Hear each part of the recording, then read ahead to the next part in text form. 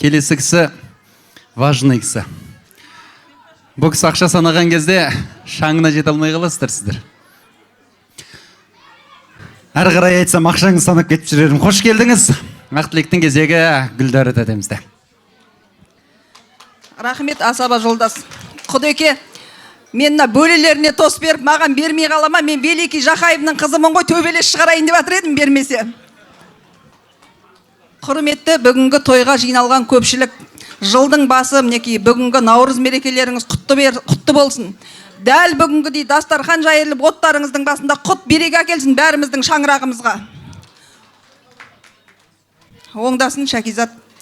Мінекей дүйім жұртты жинап, осындай ат шаптырып, той жасап жатыр екенсіңдер, тойларыңыз құтты болсын. Дендеріңізге саулық, отбастарыңызға аманшылық берсін. Шәкизат жаным,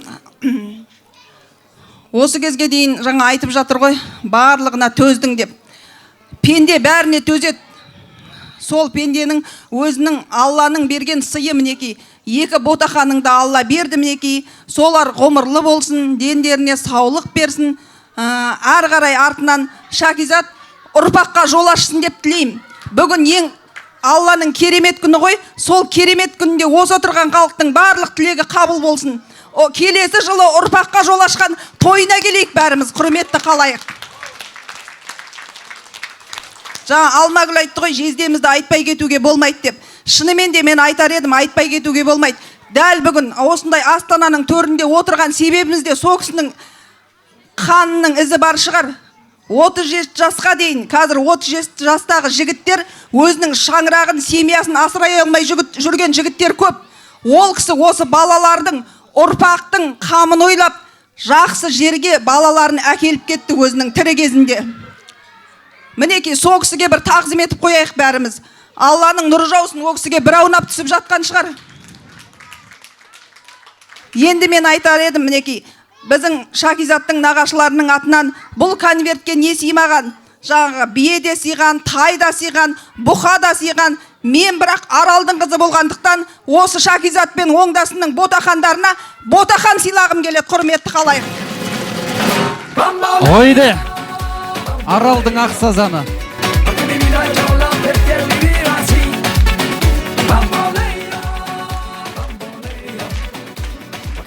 Болдыңыз ба Аралдың ақ сазаны? Мұғалімдердің келіні. Мына Мұхамедияр деген жігіт менің құдам. Сізге көп-көп рахмет, Алланың нұры жаусын, еңбегін өрлей берсін осылай алға қарай.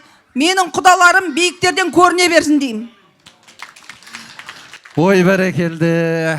Биыл Кәукеге тағы бармайтын болдың. Бәрін көріп қойдың ғой, неге барам? Жаңа жеңгем деп алып шықтым ғой, мен осы әзілді айтқым кеп тұр. Бұл жеңгемнің тазалыққа шынымен де берілгенін сіздер білмейсіздер. Қолдарыңыздан келе ме? Ауылдан өзі бір-ақ автобус шығады. Бүкіл ауылды жинап алып, қазалық алып келеді. Әлі солай ма? Бая үкіметтің автобусы жоқ. Ауылда бір бизнесмендер бар, автобуспен бизнес жасап жүрген. Бір автобус адамды үй жаққа жинап қойған бұл жеңгем. Сөйтсе жеңгем душқа кіріп кеткен ғой. Душтың қасына автобус келіп тұра қалыпты. Бүкіл ауылдың аты несі автобустың ішінде тұрған соң душтың ішінен келін шықсын ба? Жоқ. Бәріміз күтіп тұрмыз. Бұл кісінің шашы тобыққа түсетін. Бар ма? Қалды ма бірдеңе? Ағам қалдырды ма? Болады сол, не қыласыз, ауыр қылып оны. Содан жоқ. О кезде сіздер жақсы білесіздер, Түркістанға қатынап сауда жасағандар бар ма ортамызда? Тоқылдаққа мінесіздер ғой келіп. Сағат 5-тегі тоқылдаққа мініп алып, тоқылдап таң атқанда алтыда Түркістанға келіп түсесіздер. Сол тоқылдаққа мінетін автобус кешіккен ғой, общем. Содан ол шашты қазалыға барып жартылай тағы кептірдік. Сонымен сөйтіп менің сұлу жеңешем күнінде суға 2 рет түседі. Су бар жерге алып бардың ба, Шәкизат? Біздің үйде 2 душ бар, болмаса алып кетем қазір. Ал енді жақсылап тұрып суретке түсейік, келіңіздер, кішкентайларда келіңіздер. Жақсылап тұрып суретке түсіп алайық. Ал енді құрметті нағашылар, біз сіздерге үлкен алғысымызды білдіреміз. Белеп бар дастархан төріне жақсылап жайғасыңыздар. Тұсаукесер рәсімі де жақындап қалды. Уақытымызды создырмай кейін билейміз десек те қарсы болмаймыз. Алғыс білдіреміз сіздерге.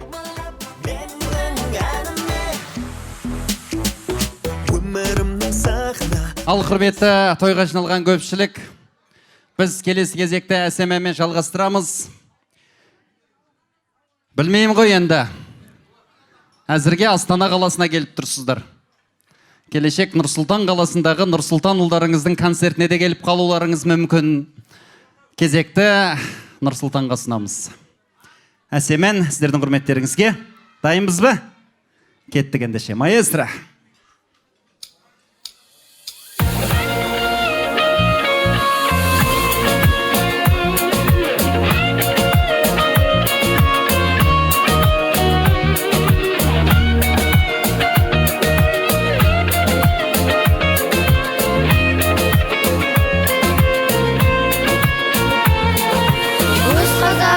Сұлтан еткен елім, өз құлының тұлпар еткен елім, көк байрағын қияр шыңға қағар, өз ұланын сұңқар еткен елім, төрге қарай қадам басу берек, шынымды айтсам маған да шын құрмет.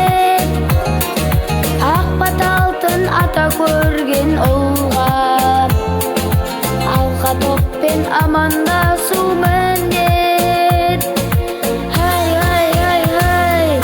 ассалаумағалейкум, уағалейкум ассалам, ассалаумағалейкум, ей, уағалейкум ассалам дей. Ассалаумағалейкум, уағалейкум ассалам, ассалаумағалейкум, ей, уағалейкум ассалам дей. Қазақ болсын бауыр досың менің, аталасың ауылдасың менің, жүрегіңді алақанға салып, ол елімді сағынғасын келем. Жарық берген шоғыламсың елім, бой түзейтін құбыламсың менің. Ассалаумағалейкум деп айтсам, жаратқанның нұры жаусын дерем. Хай, ассалаумағалейкум, уағалейкум ассалам, ассалаумағалейкум, ассалам дей. Ассалаумағалейкум, уағалейкум ассалам, ассалаумағалейкум, ей, уағалейкум ассалам дей. Ассалаумағалейкум, уағалейкум ассалам, ассалаумағалейкум, ей, уағалейкум ассалам дей. Ассалаумағалейкум, уағалейкум ассалам, ассалаумағалейкум, ей, уағалейкум ассалам дей.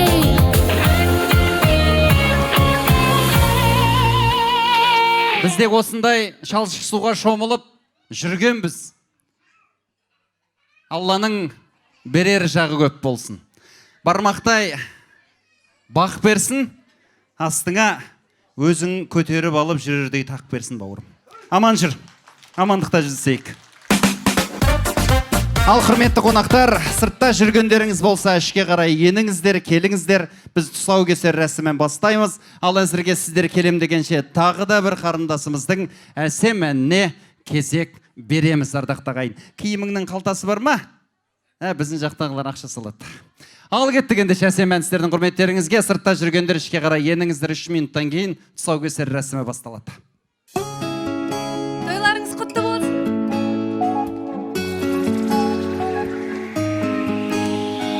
Ауыл менен қала, көше менен дала, сені іздедім мен, сені ғана. Хей, ауыл менен қала, галактикада ма, тілеген іздемей табыла ма. Сен жоқсың, жоқсың, таба алмадым сені. Сен жоқсың, жоқсың,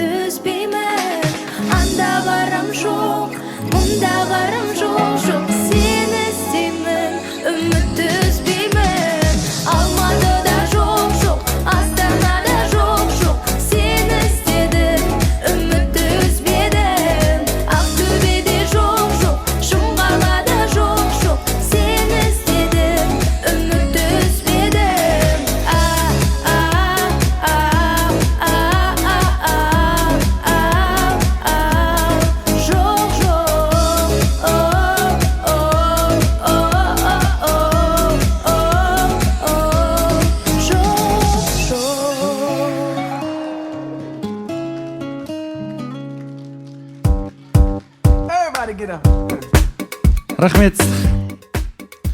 Ал құрметті қонақтар, біз ортаға екі әжесін шақырғымыз келіп тұр, және кішкентайлардың тұсаукесер рәсіміне қажетті заттарды ортаға алдырсаңыздар. Біз қазір тұсаукесер рәсімін бастаймыз. Екі әжесі ортаға келсе. Кішкентайларын алып ортаға келуін сұраймыз. Ақ жолын жайыңыздар, кішкентайларды алып келіңіздер. Мүмкіндік болса, орнымыздан ғана тұрайық, бері ортаға өтпей ақ қояйық. Жарай ма? Ортаны кең ашайық. Қазір балалар қорқып қалмасын.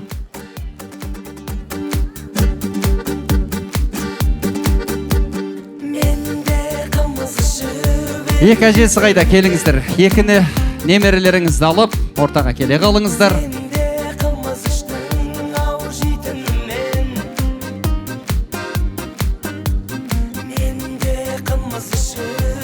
Артық адам ортадан шығайық, артықтарымыз бара тұрайық.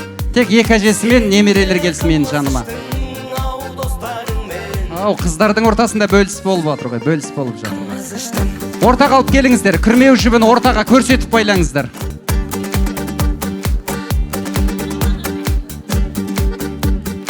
Мінекей, апалары күрмеу жібін байлап жатыр. Ай қара көзбен, айнам көз. Не деген әдем аттар. Соны бір кигізбей ақ қой, шылатып аламыз қазір. Соны кигізбей ақ қой, ыстықтап тұрғанда.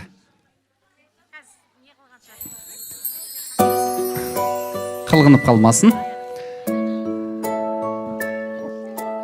Қылғынып қалды. Мінекей, күрмеу жібін байлап жатыр аяқтарына.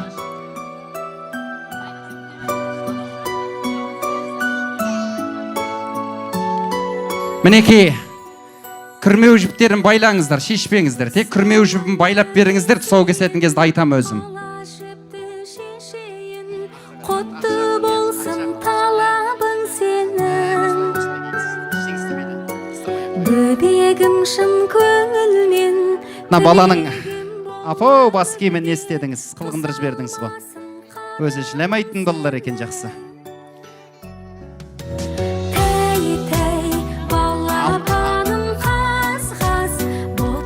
Ал енді біз тұсау кесетін қос қызға берейік микрофонды. Қаз балам, қадам бассаң мәз болам. Күрмеуіңді шешейін, тұсауыңды кесейін.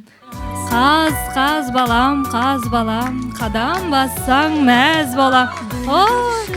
Кесейін, күрмеуіңді шешейін. Тай басып келші жаныма. Бұл бізде айғара көз ба? Ал енді айнам көздің тұсауын кесеміз ағайын. Қаз басып көрші тағында. Қаз балам, қадам бассаң мәз болам. Күрмеуіңді шешейін, тұсауыңды кесейін. Ал әжелері төрге қарай жүгіртіңіздер. Алдын ашыңыздар, төрге қарай кішкене балаларды жүгіртіп. Алдында тұрмаңыздар.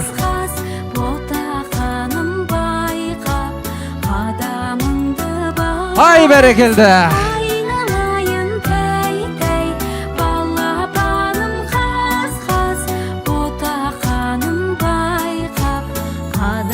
Келе қойыңыздар. Кішкентайларды ортаға алып келе қойыңыздар. Әжелері күрмеу жібін байлап берсе, апалары тұсауын кесті, ортаға тұра қалыңыздар. Міне. Рахмет. Байқап көрген шығарсыздар. Біз кішкентай ғана құлыншақтардың тұсауын кескен кезде кішкене тыныштала тұрайық, рәсімді аяқтап алайық, сурет еш жаққа қашпайды. Екі кішкентай құлыншақтың тұсауын кескен сәтте қыңқ еткен дауысынды естіген жоқпыз. Сондай әдемі, тоңпиған, Аллам тіл көзден сақтасын. Айғара көзбен айнам көз, мен бұндай есімді естіп көрген жоқпын, шынымды айтсам. Менің естіп жүргендерім Айгүл, Сәуле, бірақ енді аттарына заты сай болсын, сіздердің жолдарыңызды белсін. Екі рулы елдің туын биік ұстайтын, біріне қыз, біріне туымды жиен болсын. Алла жазса, ізінен ерген құлыншақтарын алып келер жолашары болсын бұл қыздар. Қос әжесінің батасын алайық. Аналардың батасы қабыл болады ендеше. Қол жояйық, бата сұрайық сіздерден. Ал не дейміз, мына екі бала бақытты болсын, өмірі ұзақ болсын, мына қадамдары құтты болсын, әр басқан қадам той бола берсін. Екі балама қызығы көрсете берсін, халықтың қызы болсын, елдің қызы болсын. Әмин. Ал сіздің де батаңызды тыңдайық, тағы да қол жайайық. Мына кішкентай балапандардың аттаған қадамдары құтты болсын, әке-шешесіне құт әкелсін, көз қуаныштары болып, ізінен кішкентайлар ере берсін, әке-шешесінің денсаулықтары мықты болып, осылардың қызығына тоймай жүре берсін. Біз солардың тілекшісі болып жүре берейік. Бәрлеріңіздің де оттарыңыздың бастарына аманшылық, қыздардың қадамы құтты болсын, ибалы да әдемі қазақтың инабатты қыздары болып өссін. Жастары ұзақ болсын, дендері сау болсын, бақытты болсын. Бәрекелді, мына жерде кішігірім шашуымыз бар дейді. Мынау мен құдағиыма кигізетін міне тұсаукесеріне Байғазы. Мына төрт қаралар бірдеңе береме деп жалбақтап жатырмыз енді. Куә болыңыздар соған. Ай бәрекелді. Осы сіздердің арқаларыңыз, әуелі Алланың арқасы, одан кейінгі тілекші болған сіздердің арқаларыңыз. Бұл кісінің туылғандағы еңбегін өз көзіммен көрдім. Екі бесік екі қолында сөйтіп зорығып кетті-ау деймін негізінде. Больницадан бірақ шықты. Денсаулығы мықты болсын, бұл кісінің балаларының қызығына тоймай жүре берсін. Ой, анау пакетті. Бәрекелді, білем ғой беретіндеріңізді. Алмақтың да салмағы бар. Қыздар екі жаққа бөлінейік те шашу алайық та, мынау ең керемет шашу ғой. Ай бәрекелді, алын шашыңыз сіз енді. Жақсылап, қазір бір мен. Ай бәрекелді, алыстау шашыңыз, алыстау.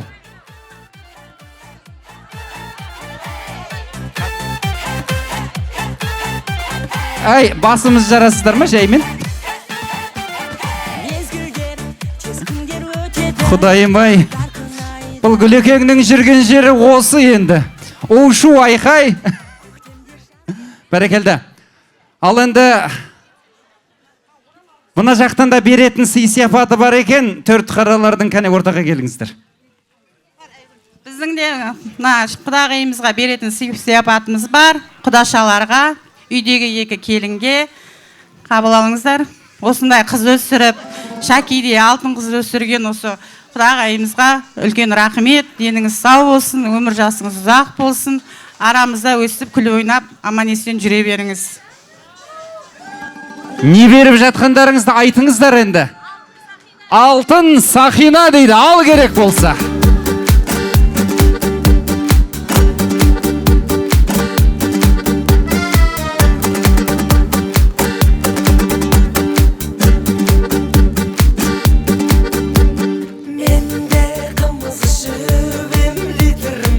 Келесі, кімге? Екі ботақанға алтын сырға.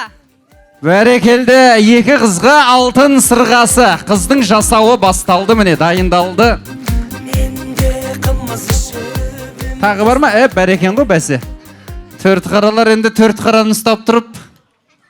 Екі құдаша, күміс комплекті. Жадыра, Айсана. Ой, бәрекелді, Жадыра мен Айсана қайда? Қыздар қайдасыздар? Бері қарай келіңіздер. Ортаны кеңірек ашайық. Мынау апаларымыз көрмей қалды. Ертең күміс десе темір, темір десе алтын деп айтып барады ауылға. Ашыңыздар, көрейік. Екі құдашаға күміс комплекті. Ал керек болса. Комплект деген не? Жиынтық екен ғой. Тағы кімге, құдай-ау? Айсана. Бәрекелді. Тағы бір екі сақина бар деді ғой жаңа, берсеңіздер.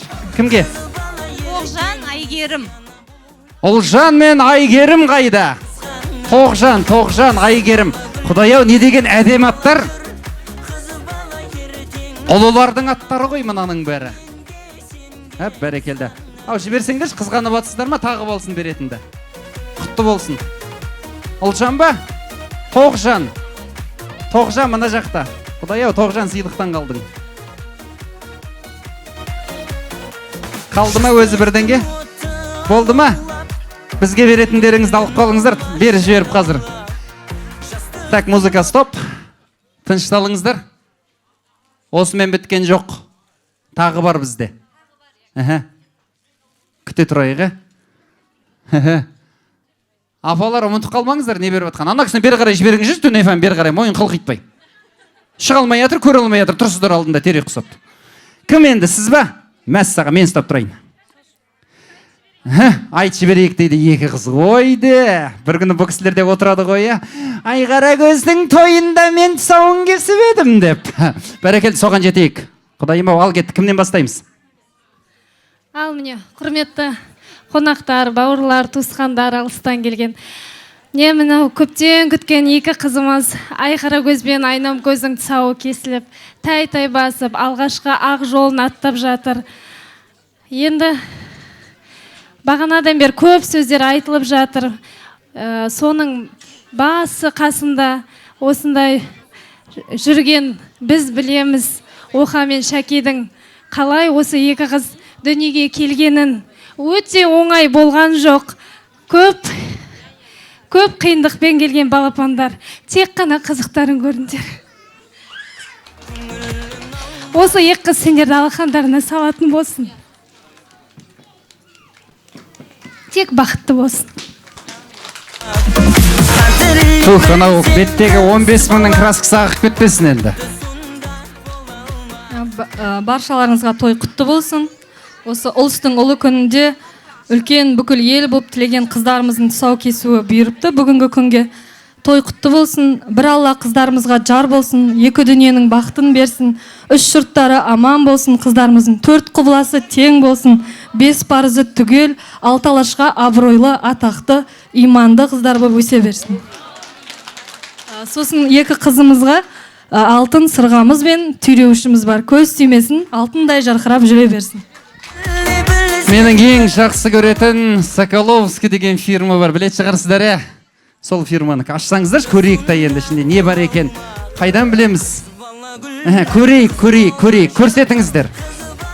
Бәрекелді, бірдей мінекей қараңыздар. Мынау емес, Соколовский золотодобывающий компания дейма, орысша сөйлеп кеттік қой, құдай ау. Алтынның буы шығар, бәрекелді. Болды ма? Мына жерде шашу бар, құдайым ау, мына кішкентай қыздың көзі қызылда деген ғой. Берші мына тұрған кішкентайларға бер, мына қызға берші, осы қызға берші, осы қыз бағанан бері. Міне, ұстамайсың ба? Ал қалғандарыңыз міне, орталарыңызға қойдым ал бәрекелді. Ойде, құдайым ау, тауыққа жем салғандай болдық қой мына жерге. Қойыңыздар, құдайым ау, не болып атыр мыналар? Болды, рахмет. Тойдың қызығы осымен ашыңыздар ортаны, бәрекелді. Кәне кішкене ортаны ашайық. Тағы бар ма? Алтындай шашуымызды қабыл алыңыздар. Алыстау шашыңызшы, алыстау. Бәрекелді, алыстау барып шашыңыз. Ай, бәрекелді. Алыңыздар енді ал.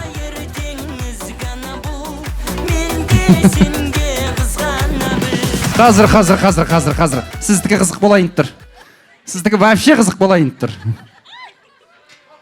Ай, бәрекелді.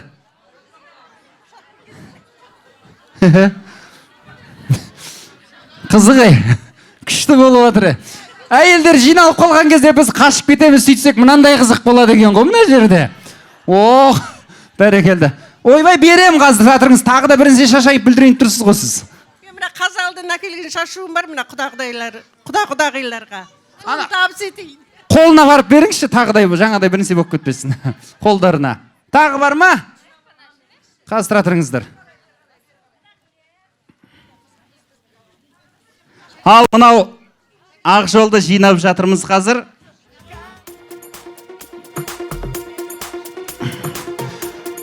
Ал енді қызық басталады. Қалта біткен жоқ әлі. Операция қалта екінші бөлім. Мынаны ақ жол ырымдап қазір біреулеріңіздің аттарыңыз аталатын болады қазір. Содан кейін сол үйдің тойына жиналатын болайық. Кірмеу жібін аяғына байлайтын сияқты еді. Байла отырсын аяғында. Біздің жақта шешпейді, оны байлап қояды. Жүрдік қой талай 5 теңгені аяғымызға сартылдатып байлап алып. Ал, кімге? Кімге? 1, 2, 3. Әдейі ойландырмай сұрап тұрмын. Мына жерде менің Қазалыдан ат терлетіп, сонау жолды шаршамай жеткен менің ақ тәтем бар, Гуля тәте. Сол ақ тәтемде қыз жоқ еді, сол қызды болсын, немерелі болсын, қызды болсын. Бәрекелді. Мінекей.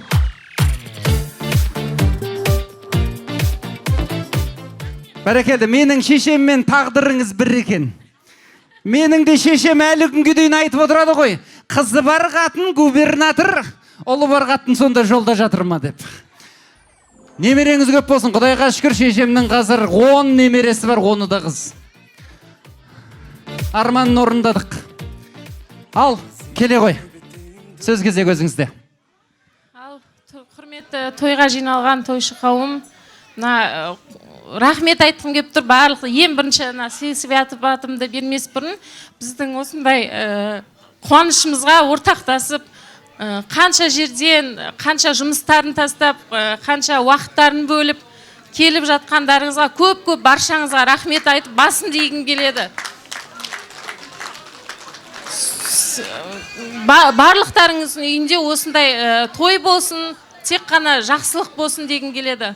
Ал енді мына жақта тұсау кескен екі қызға келетін болсақ, бұларды негізі егіздердің тұсауын кесетін кезде біз жолдасымыз екеуміз, оңдас екеуміз көз ұзақ ойланып, кімді кестіреміз деп біраз ойландық. Сөйтіп өте алысқа кетпей, өзіміздің жанымызда жүрген жақсы адамдар бар екен. Сол жақсы адамдарды іздеп таптық. Эльмира деген бірінші тұрған қыз, бұл менің қайын сіңілім. Жолдасымның қарындасы, Төртқараның қызы.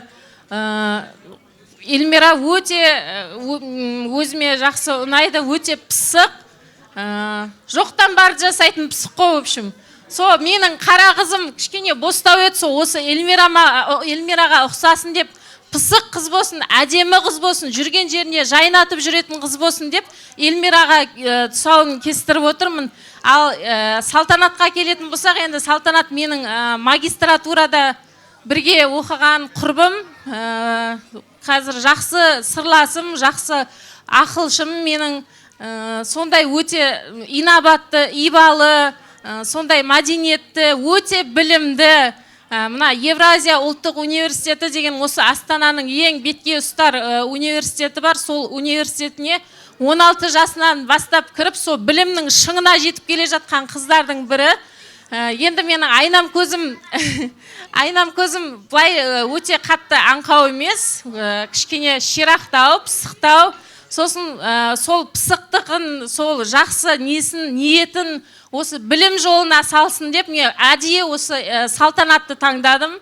Білімді, сол сияқты білімді болсын. Мектептен бастап 1-4-сіз барлығы университет, магистратура, докторантура, барлығын өзінің күшімен, өзінің білімімен, өзінің басымен неше түрлі ғылыми жобалар қатысып, неше түрлі ғылыми зерттеулер жасап жүрген қыз болғандықтан, менің қызым сондай қыз болсын деп, осы кімді салтанатты таңдадым.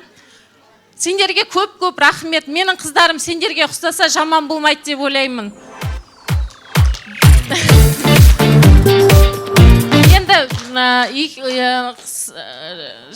Орамал тон болмайды, жол болады дейді.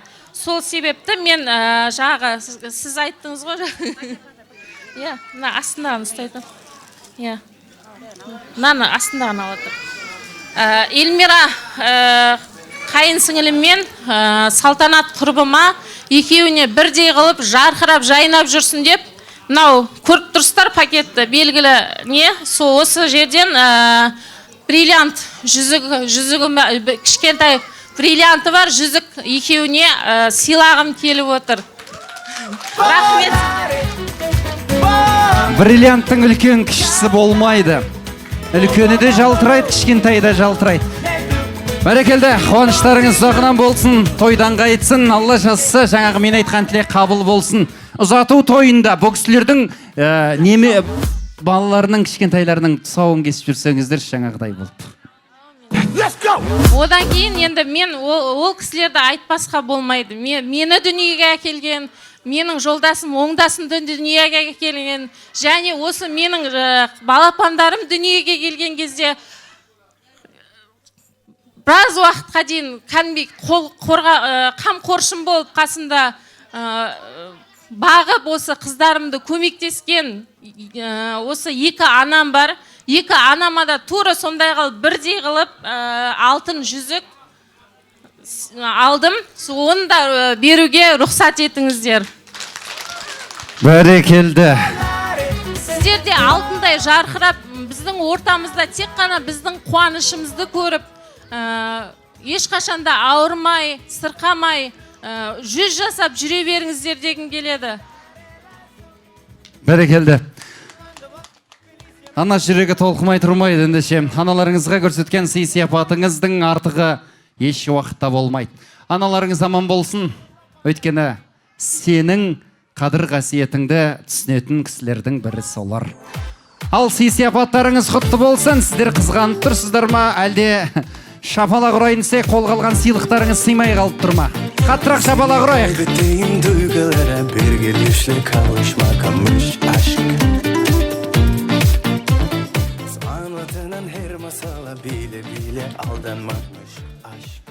Сый сияпаттарыңыз құтты болсын. Алып келген сый сияпаттарыңызды табыс етіп жатсыздар. Құдағилар, бір үйге қонып сақиналарыңыз шатыстырып алып жүрмеңіздер. Осындай кезде қолыңның жуан болған жақсы, алтын грамы көбірек келеді. Тағы бар ма? Бар сияқты ғой. Менде алыстан қанша жолды жүріп келіп жатқан менің 3 қайнапам келіп отыр. Сол 3 қайнапама күміс комплектім бар. Салтан тәтем бастаған қайнапам, Шолпан тәтем, Гуля тәтем. Қош келдіңіздер. Келіңіздер.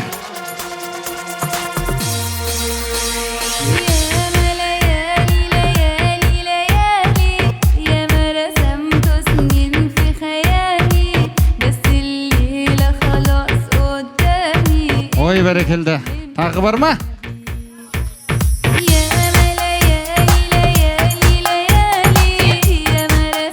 Мен енді тұсаукесер той деген жағы қазақтың тойы ғой. Сол себепті мынандай әдемі шапандарды менің жолдасым жағынан және өзім жағынан келген үлкен кісілер бар. Соларға жапқым келіп отыр. Ең бірінші Алуадин ағам.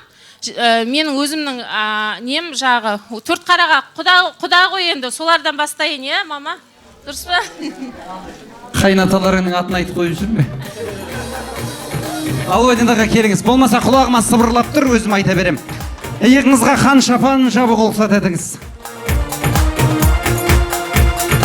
Ай, бұлай абысын келін дегендерің жоқ па еді, маған көмектесетін? Келіңіздер, көмектесіңіздер. Бәрекелді.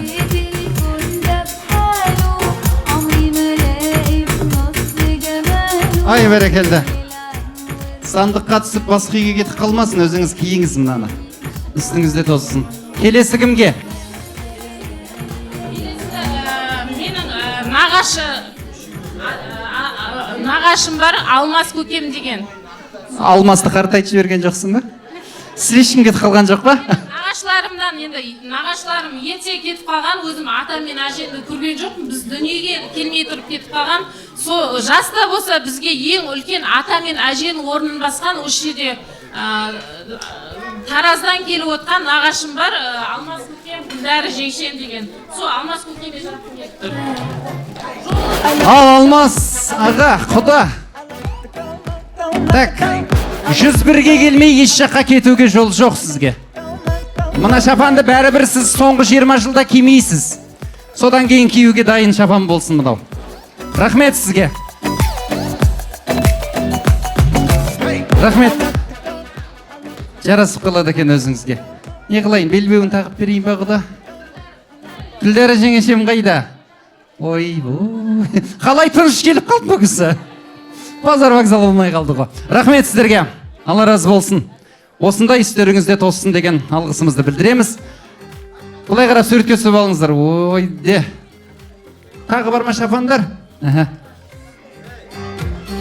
Асаба бәрін айтып нағып жатыр енді. Мынау біздің де қартайғанымыз ау деймін, ә? Ойнауға жеңілдік болады. Шешеміз Маралаба енді осыдан бастап сәл-сәл қариялыққа жақындай берейік па? Аманшылық болсын, той болсын. Мынау ізі жеткіншектер ілесе берсін, ұл болсын, қыз болсын деп бағанан бері айтып жатырмын ғой. Осы мына әлдилердің күлкісіне кетпесін, өріс кеңейе берсін, жиендердің тобыры көбейе берсін. Осы жерде мен айтайын, ол кісінің атын айта алмайсыз. Қаршыға деген осы жерде нағашы атамыз бар екен. Сол кісіні ортаға шақырамыз. Оғаның атасы, мен қателестім ғой деймін. Қош келдіңіз аға. Келіндеріңіз атыңызды айта алмай ұшатын деп жатыр. Ұшып жүріңіз, келіңіз. Міне. Өзінің денесіне жақын болған соң қиып алып жатыр. Ана жастар менсің бе, иығына жауып жатыр. Бәрекелді. Ай бәрекелді. Жарасып қалды қан шапаныңыз. Аман жүріңіз. Өз тағыңызда, өз биігіңізде болыңыз. Рахмет сізге. Атасын беріп жатыр атамыз. Жарылқап Алла пендесін, қыдыр ата болсын, жолдасын, ұзақ болып өмірі бақытты болсын балдарым. Аумин. Аумин. Айтқаныңыз келсін. Аман жүріңіз. Келесін. Әбсағат есімді нағашы атасы бар өз жерде ағасы. Қайда екен ол кісі? Келіңіз ортаға.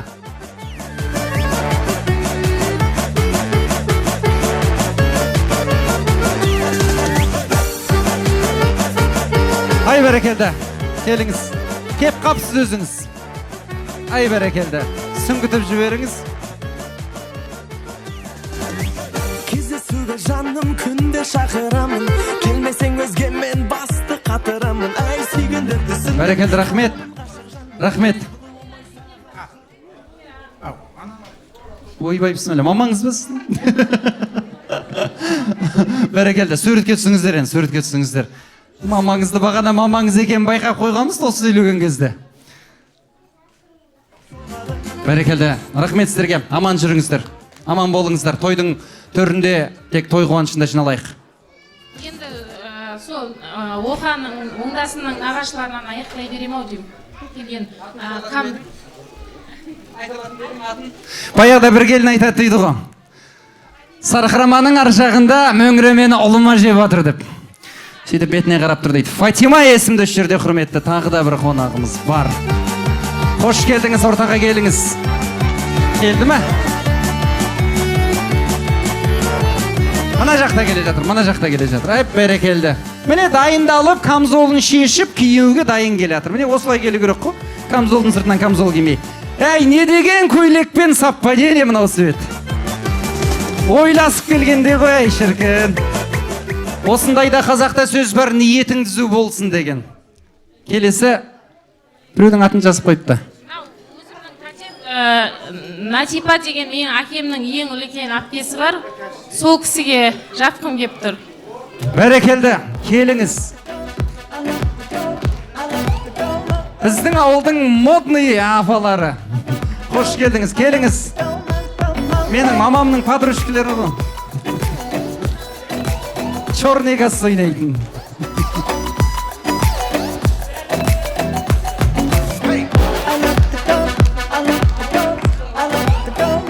Ай бәрекелді. Мен мамама сарықталдыңыз ба? Барған соң сұрайды көрдің. Келесі кім? Фатима деген әкемнің екінші әпкесі бар, сол кісіге шақырғым келіп тұр. Латифа келді, Фатима келсін студияға. Қош келдіңіз.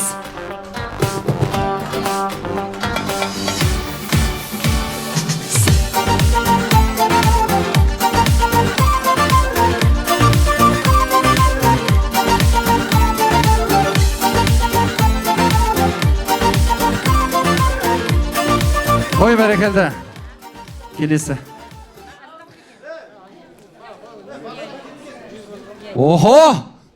Бұл кісіні Дүниева деп жүрсек, бұл кісінің аты бар екен ғой, Дуся деген.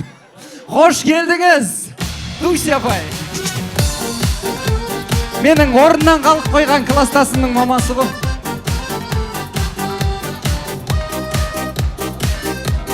Үйде! Көкейде көз көргендер. Ой, бәрекелді, міне көрдіңіз ба, шапан киіп үйренген бұл кісілер. Тойға келіп киіп үйренген. Ал. Мынау. Жағасында алтын моншақтары бар екен. Мошақалары бар екен. Бәрекелді. Енді кім құдай ол? Нағашы әжем келіп отыр, туы Қазалыдан. Сол әжем шақырым келеді, Марал әжеме. Бәрекелді. Мінекей, Қазалыдан ортаймаған қазаны қасиетті Қазалы деп, сол Қазалының келіп отырған ардақты анамызға үлкен алғысымызды білдіреміз. Құдайым-ау, бір қыздың киітін бердің ғой сен мына тұрғанда. Енді кім бар?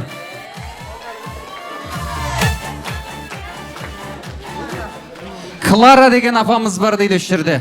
Абысыны бар екен. Клара абысына. Бәрекелді, жаңағы қалташаудың бастығы ғой бұл кісі. Келіңіз. Иығыңызға сіздің де дәл осындай әдемі камзол кигіземіз. Мынау не деген свет, бірдей барлығын ойласқансыңдар ма? Хайде! Хоп! Хайде!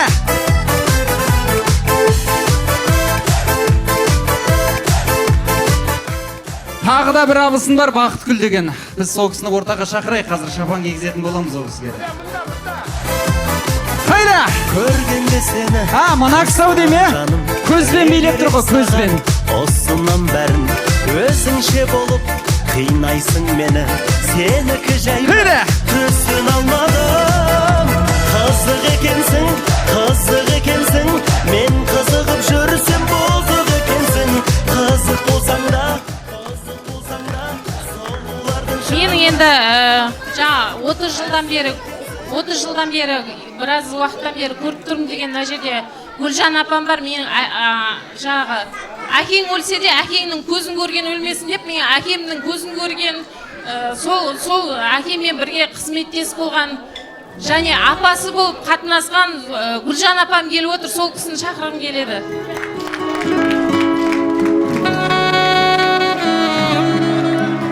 Келіңіз. Сосын мына баланы мен үйге алып кете берейінші. Маған сайды екен құлағы.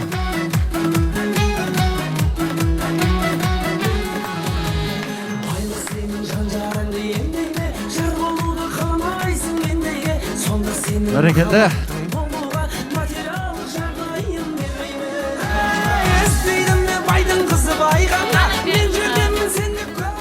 Алыстан келгендердің негізі жағы әдейілеп менің тойыма алыстан пойыздатып, самолеттатып келген кісілердің бәріне сый-сияпат жасағам. Негізі оның бәрі уақыт алып кетеді-ау деймін, бір ай қолға ұстата салсақ.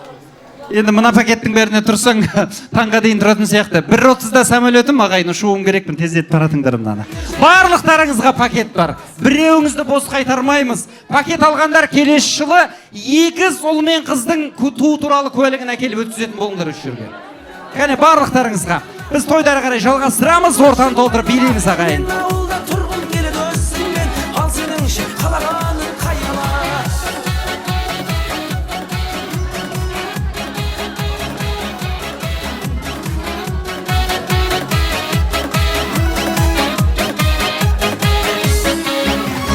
Алдыңда кінәсі бар адамдай, сенің әлі көңіліңді таба алмай, болмасам да сен іздеген Бәрекелді, баршаларыңызды салтанатты дастарханның төріне шақырамыз, отырыңыздар.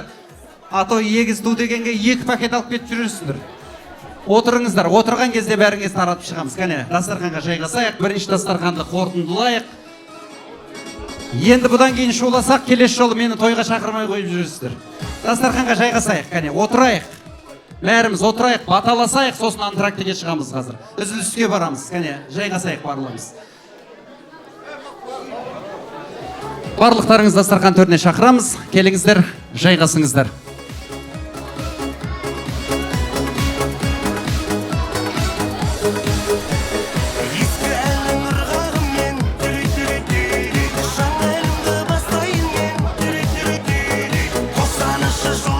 Ал құрметті қонақтар, тойға жиналған ардақты ағайын, біз ендеше бірінші дастарханның ақ батасын алсақ деген тілегіміз бар. Ақсақалдарымызға жақындап, бата сұрайық, сонымен біз бірінші үзілісті бастаймыз ағайын. Білмеймін, әр елдің салты басқа деген қазақта сөз бар. Біз Астанада деп қояйықшы енді. Бір сағат билемесек болмайды енді. Алдағы сервировкаларымызды ауыстырсын, біз қазір үлкендердің дастарханына жақындап баталайық. Не болды, пробка болып қалды ма? Баяғыда пойыздың ішінде табар сататындар жүретін еді, вагонды жауып тастады деп. Шықсаңыздаршы, былай қарай берсеңіздер, күтіп отырық қой барлығымыз. Бәрекелді, үлкендерге жақындаймын, үлкендерден баталайын. Ақсақалдарымыз қайда, аталарымыз қайда кетті? Ойбой. Мінекей, ал ардақты ағайын, қол жайайық. Біздің жақта батаны жастар тұрып алады ағайын. Иләхи әмин. Жаратқан мына екі отамызға ақ бер, жаңылмас жақ бер, астарына тақ бер, не берсең де нақ бер. Сүрінбесін, құламасын, бұл өмірде жыламасын. Әрқашан артынан тағы кішкентайлар ері төл басы болып, бұл қуанышқа қуаныш жалғаса берсін. Әмин. Әдейі видеоға түсіріп алдым. Бұл жақтағылар бата берсе жабысып алады жерге отырып. Бәрекелді. Ал құрметті қонақтар, дәм тұрақты дегенде дәм тұрақты. Сіздермен отырып контрактіге. Дәл қазір біз бастаймыз. 59 минут 59 секунды контракты. Алтырайық ағайын сіздер үшін антракты.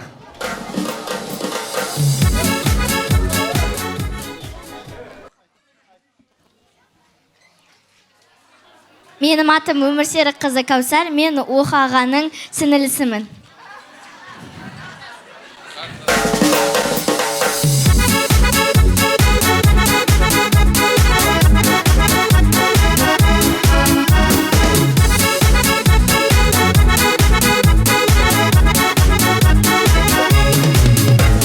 Теріп едім жемісін, сезім бақтым, Сивастықтың ауауын өзін жақтым.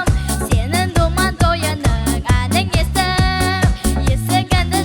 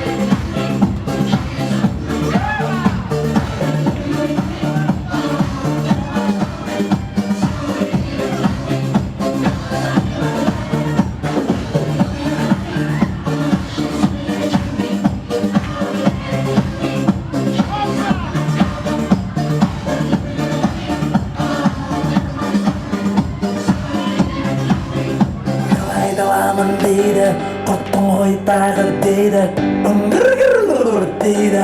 Олар мені мүлдем түсінбесін дейді. Жамана сүйманама кіламана крейт, болмай түсінікті сөздерге тілім бермейді. Алты жарым, жеті жарым, сегіз жарым, тоғыз жарым, он жарым, он бір жарым, 12 жарым. Маза кетті ғой. Осындай әндер шығып кетсін бағая, шығып кетсін.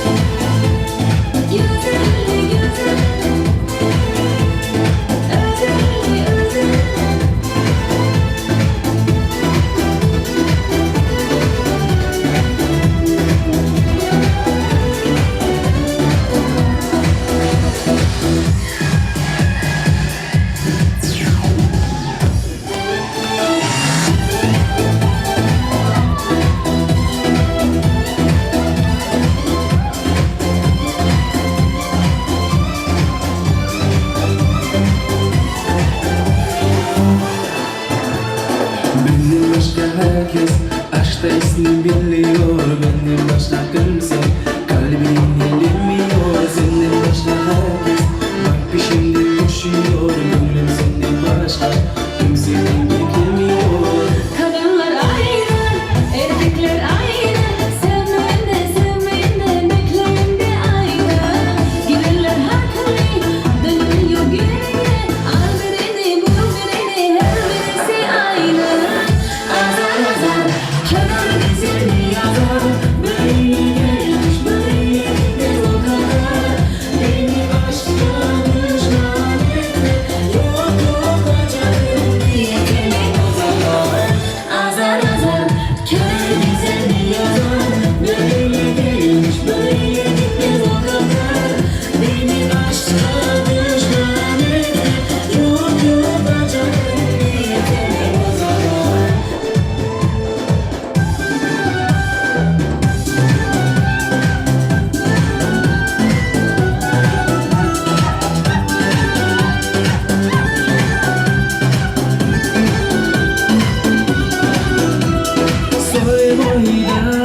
Soy boyda her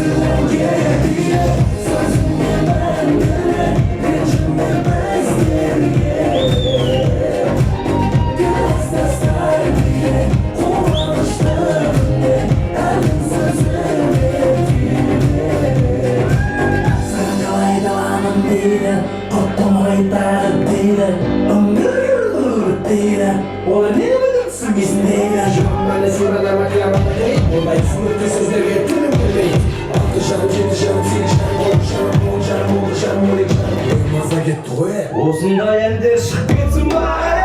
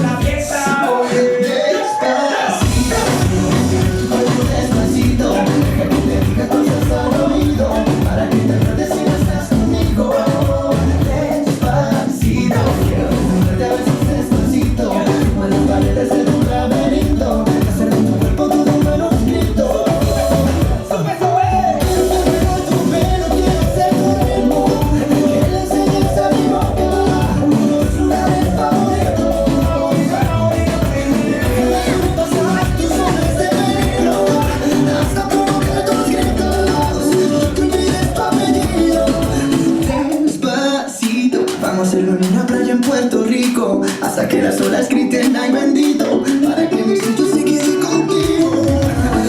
Pasito a pasito, suave suavecito, lo vamos pegando poquito a poquito. Pasito a pasito, suave suavecito, lo vamos pegando poquito a poquito. You can be the stop and despacito.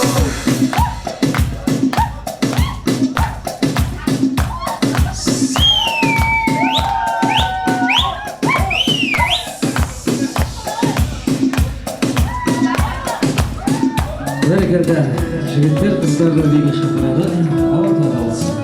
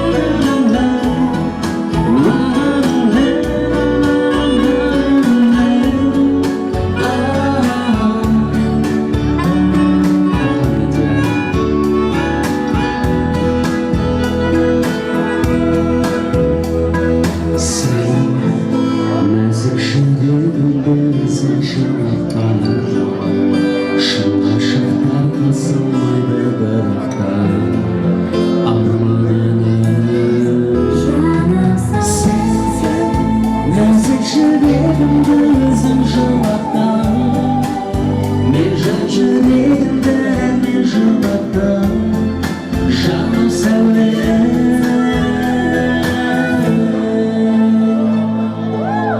Құрметті тойға жиналған көпшілік баршаларыңызды екінші салтанатты дастарханның төріне жайғасып.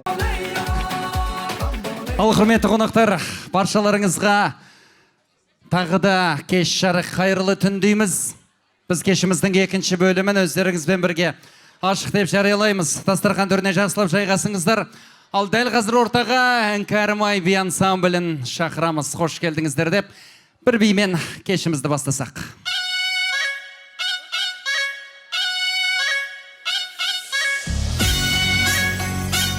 Ортаны ашайық кәнеке.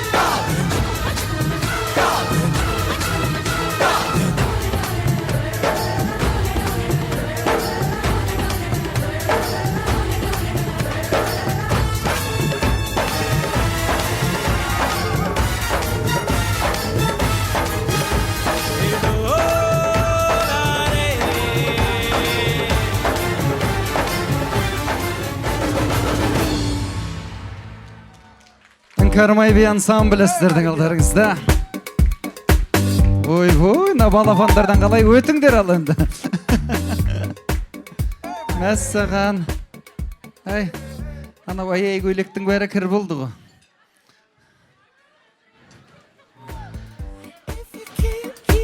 Дәне апай, баяғыда ауылда индийскіні болған кезде есіңізде бар ма клубта? Пленканы теріс қарай қойып жіберетін кездер. Ой, сол кездер күштеді ғой. Ауылдың сиыры қалады, қой іздеу деген әңгіме болмайды. Ауылда киномеханик бір ағамыз бар. Бір киноны 5 рет қояды, бірақ 5 түрлі атпен қояды. Күнде жаңа фильм деп барамыз. Bir күн бандыны қуған Хамид, bir күн Хамидті қуған банды, bir күн даладағы қуғын, одан қалса даладағы сүргін деп. Барсақ бәрі бір кино сол. Не 5 жұмыртқа бересің, не 20 тиын ақша бересің болды. Кіресің киноға. Рахмет сіздерге. Біз тойымызды әрі қарай жалғастырамыз, құрметті тойға жиналған көпшілік. Мен бағана бірінші тоста біраз адамның атын айтқан едім. Неге шықпағандарыңызды білмеймін, әлде ет дайындадыңыздар ма, әлде естімей қалдыңыздар ма? Мен бірінші тостағы тосты қайтадан қайталайым. Сол тосқа шықпай қалғандарыңыз ортаға келіңіздер. Дұрыс па?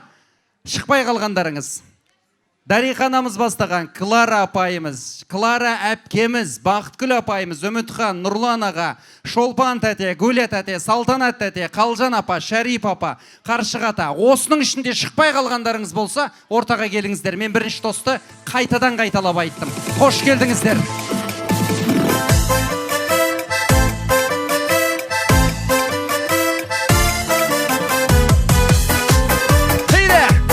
Билеп шығайық. О, мынау сырға таққан кісілер ғой.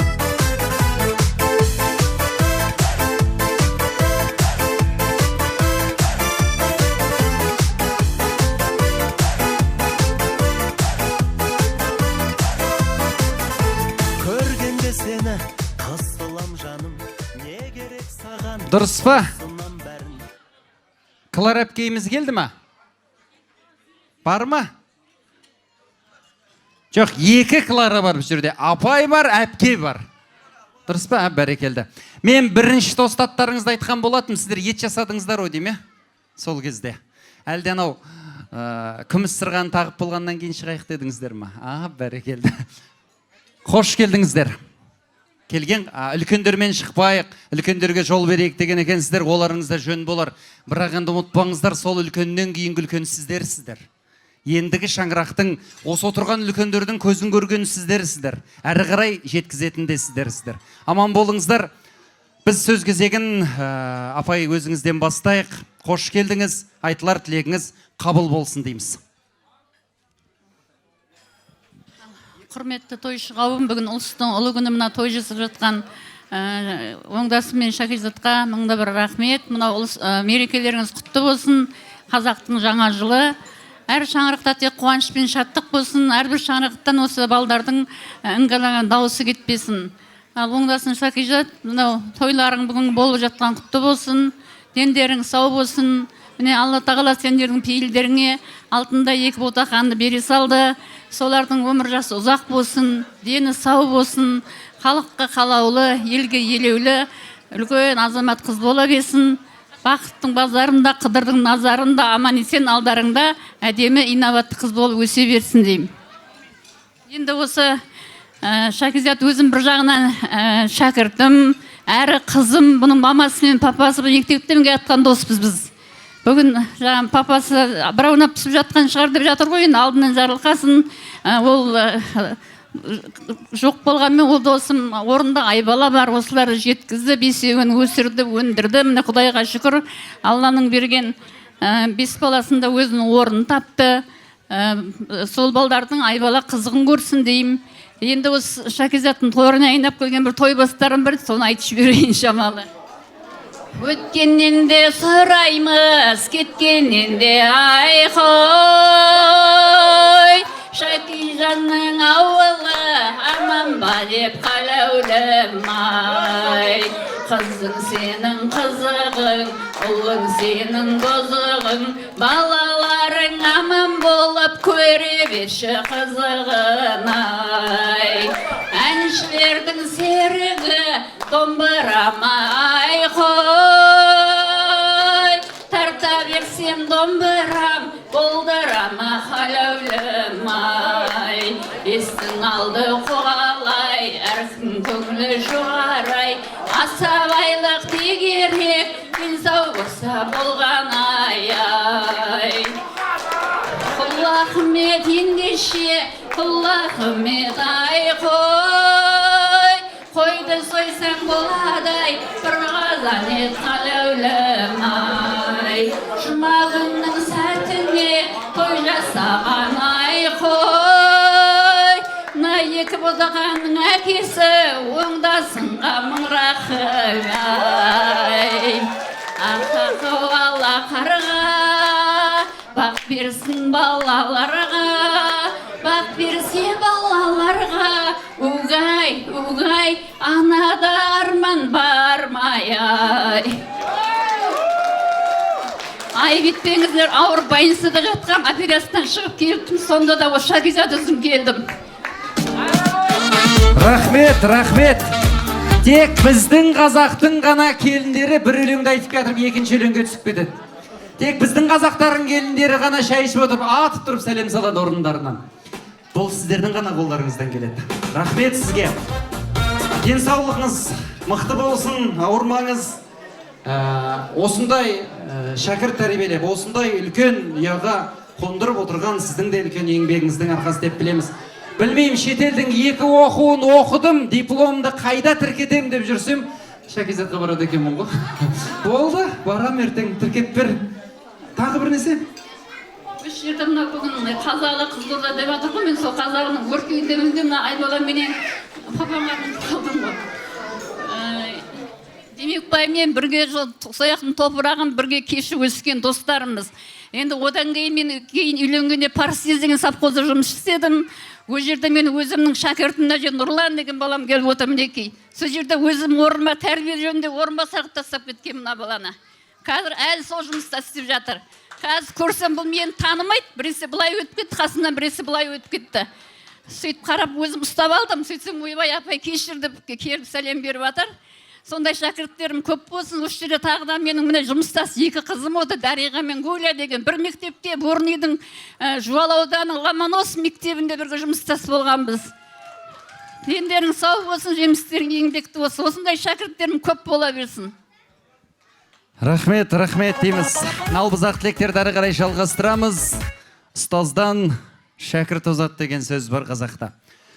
Я, ол кісі шынымен де тәрбие завучы болса, шынымен де тәрбие завуч шығар. Бағанан бері осы жерде тойдың ең қызықты сәттерін бөлісіп, осы тостың рет-ретін түгелдеп, осы тойға шын жанашып жүрген жандардың бірі. Нұреке, сөз кезек өзіңізде. Ал қадірменді тойшы қауым, баршаңызға той құтты болсын деймін. Құрметті оңдасын Шакизат, бүгін мінекей ұлыстың ұлы күні, мына ағайын туыстың, дос жаранның, құдалардың басын қосып, мынандай кереметтей тойханада той беріп жатырсыздар. Беріп жатқан тойларыңыз құтты болсын, ылайым ұзағынан болсын деймін.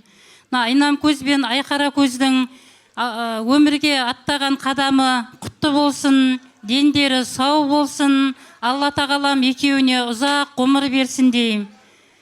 Талаптары оң болсын, әрбір аттаған қадамына Алланың нұры жаусын деймін. Мына екі жақтағы екі әжесінің көз қуанышы болып, орталарында өсе берсін. Мына жақсы қылықтарымен, тәтті қылықтарымен сіздерді қуантып жүре берсін. Талаптары оң болып, үлкен биіктерден көріне берсін деймін. Барша қауым бәріңізді бүгінгі ұлыстың ұлы күні Наурыз мерекелеріңізбен құттықтаймын. Отбасыларыңызға амандық тілеймін, дендеріңізге саулық, өмірлеріңізге бақыт тілеймін. Наурыздан наурызға аман есен жете беріңіздер. Төрт қаралардың тойы құтты болсын, той тарқалмасын, той қыласын деймін. Ассалаумағалейкум, ардақты ағайын. Армысыңдар Тұранның тек тұрпақтары төрт қаралар қауымы. Осынау ұлыстың ұлы күнінде Алланың қалауымен, жаратқанның желеуімен, ұлы даламыздың ұлан ғайыр қырын асып, мисіз бетпақталаның жерін басып, жез қаланы жолда қалдырып, Қарағандыға көз салдырып, Сырбаз Сарыарқаның төсіндегі ару Астананың төріне келіп қалдық, армағайын. Қаншама көзіміз ашық, көкірегіміз ояу болып, күнделікті айналамыздағыларға көркімен көз тартқан, даңқымен ел асқан елордамыздың жаңалығын жеткізіп, болашағын баяндап, абыройын асқақтатып жүргенмен, дәл осы сәтке дейін арман қаланы көзбен көріп, аяқпен алшаң басудың сәті түспеген еді ағайын. Сабақты ине сәтімен деген Оқа мен Шәкидің тойының себебімен осында келіп қалдық. Ендеше барша ағайын, тойларыңыз құтты болсын. Құрметті Оқа, Шәки, қос құлдарыңыздың қадамы құтты, болашағы тәтті болсын. Дегенмен өмір осы тәтті күй, осы тәтті сый оңайлықпен келген жоқ. Оқа менің інім, Оқаның жиен ағасымын. Оқаның басынан кешкен күйлерді мен білемін. Соны кеше ғана пойызда отырып, өзім көңілмен тербеген болатын. Соны сіздерден өтініш, өзімнің жүрек жарды бір-екі ауыз өлеңімді құлақ қойып тыңдаңыздар.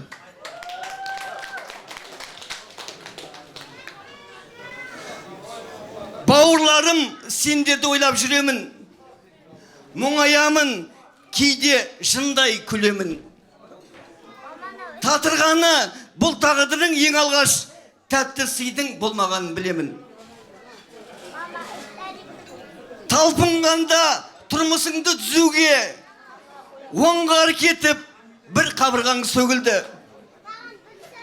Жан жарасы жазылардай шағыңда, мұқтар кетіп, көздің жасы төгілді.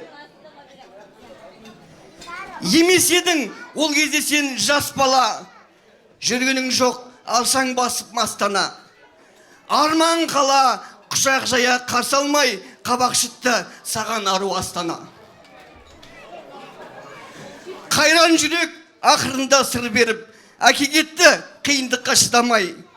Бұл тағдырдың салғанына қарашы, жалған өмір осы болды жазғанай. Соңы болмай бұл тәлкеге тірліктің тағы да бір апатымен сынады. Түсіне алмай жазуына Алланың бүкіл әулет тағы да бір жылады. Өжеттіктің арқасында алайда, төзе білдің барлығына сынақтың, Шәкименен алға қарай талпынып, бақыт атты көзін аштың бұлақтың. Көп ұзамай бастарыңа бақ қонып, қос періште келді үлкен өмірге, табылып жүректегі емге дәру, үкіл үміт медеу болды көңілге. Жол салып парызына жігіттіктің, орай кеп Астанадан тамсалдың, бөлісуге қуанышын отбасыңның, той болады деп ағайынға жар салдың.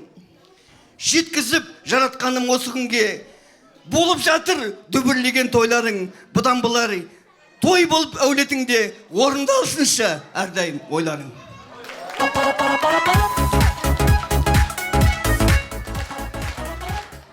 Құрметті бауырларым, тойларың құтты болсын. Осындай дүбірлеген тойда өзімнің ұстазыммен бірге тілек айтуға жазған Аллаға мыңда бір разымын. Клар апай менің ұстазым.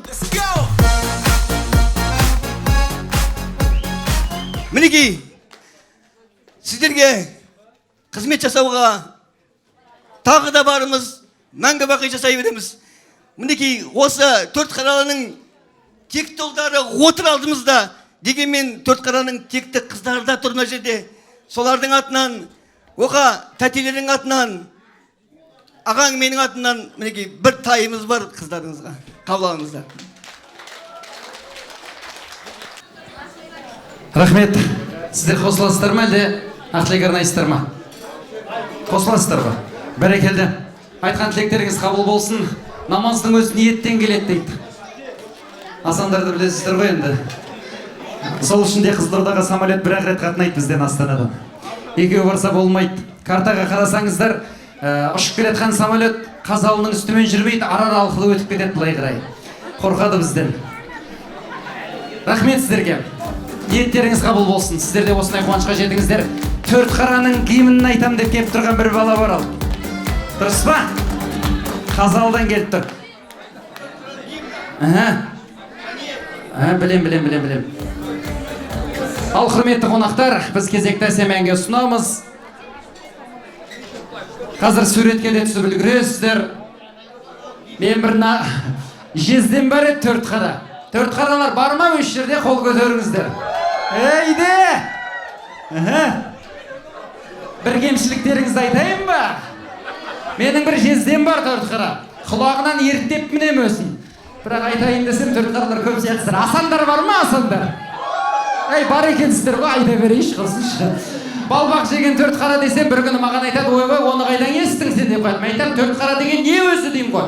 Қазақта төртқара деген түсінік бар, төрт түлік малың бар сенің. Сол төртқара емес пе деп қояды. Мен айтам, жездемді кішкене қисаюым керек ма?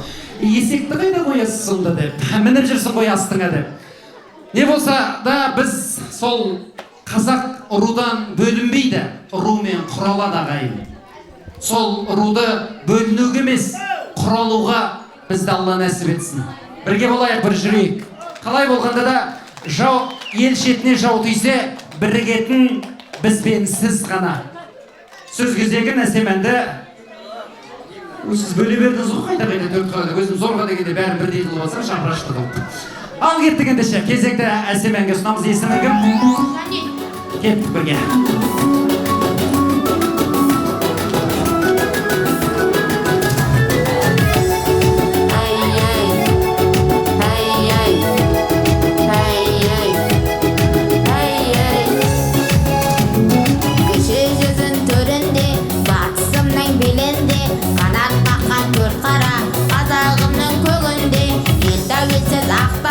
Дәстүр мұра баққаным, ұлтым қазақ қаһарман, руым менің мақтаным. Бар қазақтың елімін, алты алаштың жырымын, жырлар үшін жаралған бір ауланың қолымын, тамырлаған әлемнен төртқараның ұлымын.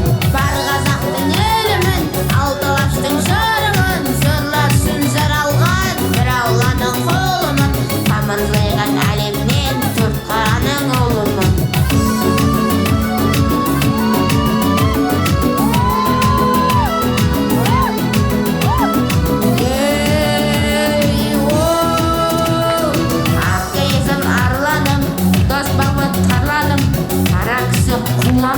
Язы жиған бар батыр, оңтүкке қараған, ел қызығы тараған, қандай есіл сан ұрпақ төртқарадан тараған.